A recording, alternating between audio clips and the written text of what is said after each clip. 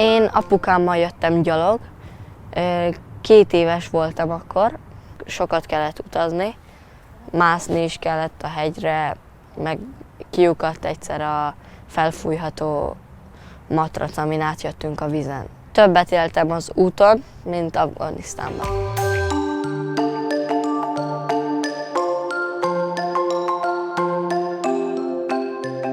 Itt van valahol, itt van Magyarország. És itt van a főváros Budapest, és itt van Kabul, a főváros Afganisztánnak. Innen oda mentünk.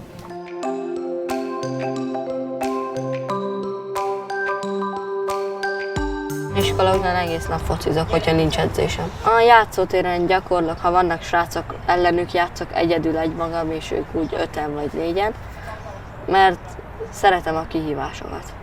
És hogy lehet az, hogy nem bírsz ki egy napot se, hogy ne focizzál? Hát otthon unatkoznék. És a focipálya nem unalmas? Nem unalmas.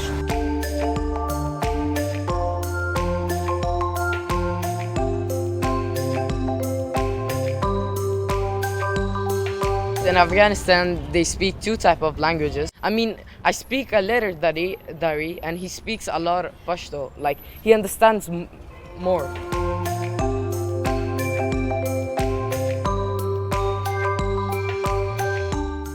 Unokatesóm egyedül volt otthon, és bedobtak oda hozzájuk egy ilyen bombát, és annak, amikor felrobbant, annak a ilyen vas dolgai belementek a testébe.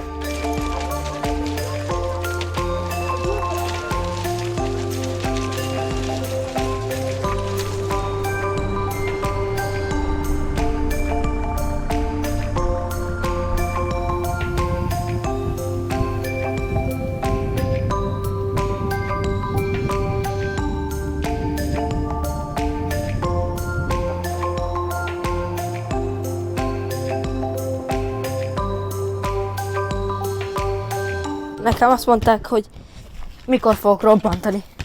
Az egyik osztálytársam még 7-be. De viccelt, vagy meg akart bántani? Már akart bántani szerintem. És sikerült neki? Nem kell mindenkivel jóba lenni.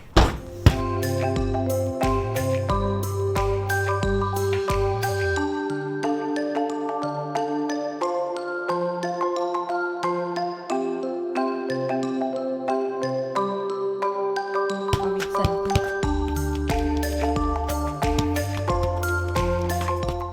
Mi jut eszedbe arra, hogy jövő? Sokan szoktak gondolni a jövőjükre. Te is Hogy mi gondolsz a lesz? jövődre? Igen. És hogy gondolsz a jövődre? Mindig egy labdával.